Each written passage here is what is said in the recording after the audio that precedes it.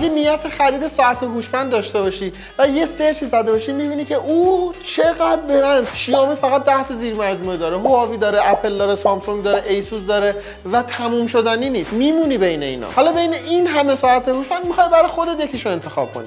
اینکه چه ویژگی خیلی مهمه و باید بهش دقت کنی و چه ویژگی‌های خیلی اهمیت نداره و در نهایت اینکه بتونی بین همه این آپشن‌ها یه ساعت هوشمند که برای تو مناسبه رو انتخاب بکنی میشه راهنمای خرید خوب. سلام میلاتلی عزیز، امیدوارم حالتون عالی باشه. هیچ ساعتی رو مچ دست من نیست چون میخوام انتخاب بکنم و یه ساعت بخرم. اصلا چرا باید یه ساعت هوشمند خرید؟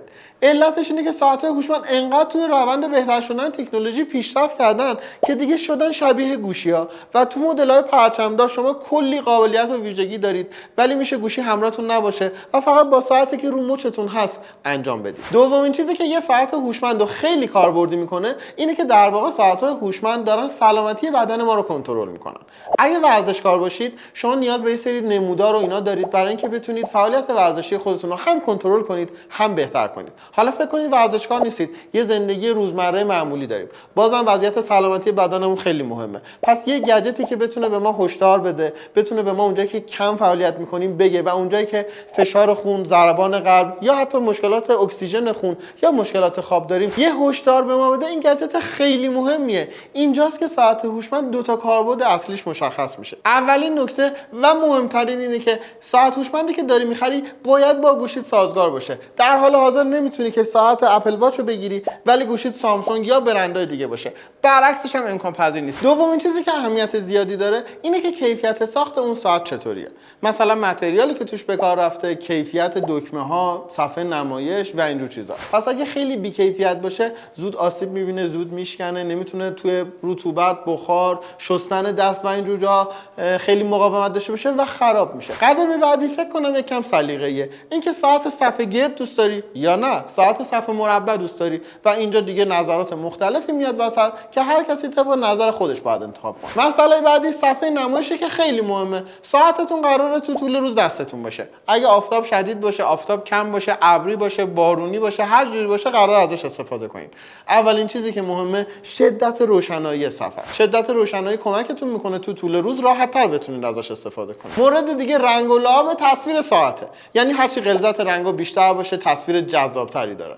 و از اون ور صفحه نمایش LCD و آمولد با هم دیگه تفاوت‌های خیلی مهمی دارن توی غلظت رنگ، میزان روشنایی و کلا تصویر. پس به این نکته دقت کنید و این نکته رو جزو موارد بالای لیستتون قرار بدید. دیگه باید بریم داخل دل ساعت و ببینیم اون رابطه کاربری چطوره. اون رابطه کاربری یعنی اینکه شکل آیکونا، نحوه کار کردن تو منوها، شکل و نمایش گرافیکی قسمت‌های مختلف یا تنظیمات مختلف اینا اهمیت داره و کمک میکنه که یه ساعت برای شما جذاب باشه یا اینکه نه یه ساعتی باشه که وقتی ازش استفاده میکنید زود دلتون رو بزنه یا خستتون کنه. حالا تو دل این رابطه کاربری چند تا چیز هست که بیشتر برای مردم اهمیت داره. یکی یه سری قابلیت‌های شخصی سازیه، اینکه واچ فیس بک‌گراندش رو بتونید تغییر بدی و تعداد زیادی تو گالری داشته باشه که بین اونا بتونید انتخاب بکنید. اصلا ساعت هوشمند گرفتی که هر شکلی خواستی اونجا داشته باشی دیگه.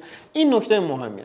دومیش این که چه قابلیت‌ها یا چه اپلیکیشن‌هایی اصلا داخل ساعت هست. خب اینا تو ساعت‌های مختلف متفاوته. بعضی ساعت‌ها خیلی تعداد اپلیکیشن‌هایی که داخلشه زیاده. بعضی ساعت‌ها قابلیت نصب کردن اپلیکیشن هم داره مثل اپل واچ و بعضی ساعت‌ها تو نمیتونی چیزی روش نصب بکنی مثل ساعت‌های شیائومی. میخوام براش یه بند متفاوتی بگیرم. آیا بندش تو بازار هست یا محکومم به اینکه تا آخر این روزی که دارم ازش استفاده میکنم همون بند تو جعبه‌شو استفاده کنم یا نه میخوام رو صفحه‌اش یه دونه گلاس بزنم به خاطر اینکه خش نیفته. من آدم حساسیم. اصلا گلاسش تو بازار هست. خیلی ساعت‌ها تو بازار در حال حاضر وجود داره و این تنوع زیاد شاید از یه طرف خوب باشه و دست شما رو باز بذاره، اما از طرف دیگه مطمئن باشید یه سری بدی‌ها داره. برای همه اینا لوازم جانبی وجود نداره. اول ویدیو گفتم یکی از کارکردهای اصلی ساعت هوشمند بحث سلامتیه. الان هم می‌خوایم ویژگی سلامتی یه ساعت هوشمند رو بررسی کنیم. اول از همه باید ببینیم که چه سنسورهایی داره. تعداد سنسورها خیلی کمک میکنه به آمارهایی که قراره به ما بده. اگه یه ساعت نمیتونه ضربان قلب من رو بگیره، خب از اونورم نمیتونه دادای سلامتی مناسبی برای من تولید کنه. پس به این تعداد سنسورها دقت کنید. یه نکته هم بهتون میگم خیلی بهش دقت کنید. مثلا این ساعت رو دیدید میگه 90 تا حالت ورزشی داره.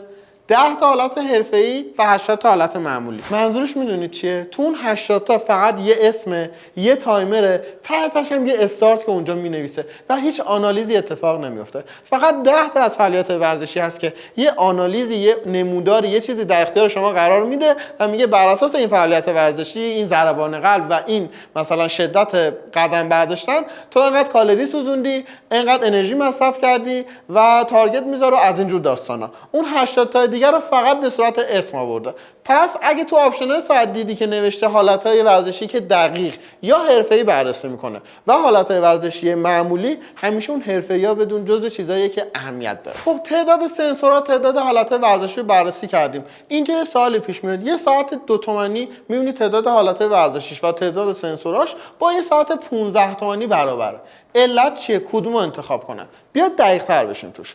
اولا یه سری آپشن و ویژگی هست که داخل ساعت‌ها اضافه میشن و مطمئنا تو ساعت‌های پرچمدار تعداد اینا بیشتره. مثلا تو بعضی ساعت‌ها برای خانم‌ها یه سری داده‌های دقیق‌تری و جداگانه ارائه میده. یا بعضی آپشن‌ها غیر از مسئله کنترل کیفیت خواب و اینا میاد در رابطه با فعالیت روزانه بدنتون بهتون میده، یا حجم چربیتون، یا BMIتون، یا خیلی ویژگی‌های دیگه. پس این آپشن‌ها چیزایی که اضافه‌تر میشه. و یه چیز مهم دیگه که باید ازش غفلت نکنیم، دقت سنسوراست. یه ساعت 2 تومانی که داره نفس منو اندازه‌گیری میکنه یا ضربان منو اندازه‌گیری میکنه، نمیتونه با اپل واچ یا سامسونگ رقابت بکنه، به خاطر اینکه اونا خیلی دقیق‌تر این کارو انجام میدن. به کمک سنسورهای دقیق‌تری که دارن، خیلی ابزار حرفه‌ای‌تری هستن برای اینکه سلامت بدن منو خوب آنالیز کنن.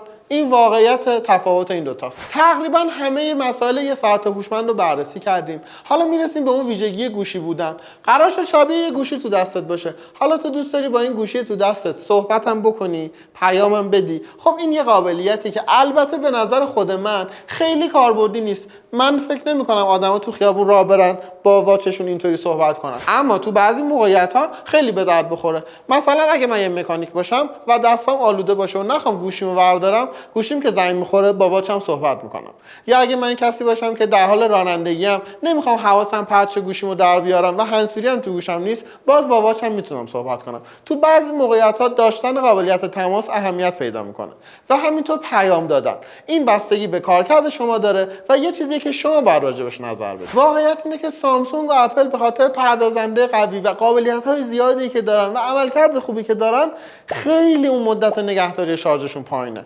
1 روز تا نهایتا 2 روز و این ممکنه بعضیا رو اذیت کنه یا اصلا باعث بشه طرف به کارش نیاد ساعتی که هر روز باید شارژش کنه و مجبور بشه حتی با کیفیت پایینتر بره یه ساعت میان رده بگیره که 1 هفته یا 2 هفته شارژ نگه میداره. اختلاف رو دیدید؟ از 1 روز تا 14 روز، یعنی 14 برابر. این باتری مسئله خیلی مهمیه. زمان شارژ شدنشون فرق نمیکنه. من خودم هم اپل واچ رو سر این قضیه خیلی وقتا میبینم که نمیتونم استفاده کنم چون برش میدارم خاموشه. بعد آخرش میشه ساعت کلاسیک تو ویدیو که بچه‌ها میان میگن چرا ساعت کلاسیک خودت میندازی. تا اینجا این راهنمای خرید برای همه افراد به درد میخورد. یعنی ما خارجی‌ها هم حساب کرده بودیم. این یه نقطه مخصوص شما مخاطبان عزیز ایرانیه که ما رو با زبان فارسی دنبال میکنید. پشتیبانی از زبان فارسی یادتون نره.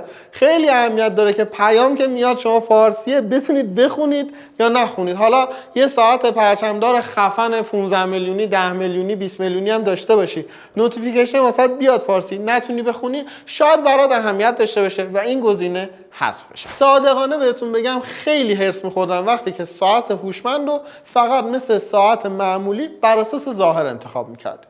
دوست داشتم این 10-12 تا سوال رو بهتون ارائه بدم به عنوان یه راهنمای خرید، مخصوصا برای کسایی که خیلی شاید فن تکنولوژی نیستن و موقع خرید ساعت هوشمند به این نکات توجه نمی‌کنن. آخرش ساعتی می‌خرن که می‌بینن دوستش ندارن یا به کارشون نمیاد.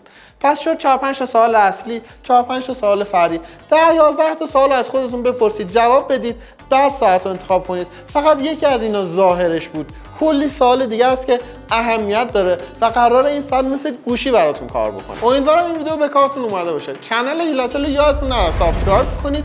کلی ویدیو بررسی خود ساعت ها اونجا هست، میتونید ببینید. آخرش به این نتیجه برسید ساعت ها خوبه یا بده، به درد خرید شما نمیخوره. بعد اینطوری یه راهنمای خرید خوب و مناسب دارید، هم به صورت کلی هم به صورت تک مدل و تک برند که میتونید تو چنل ببینید. دمتون گرم که ویدیو رو تا اینجا دیدید. خیلی دوستتون داریم.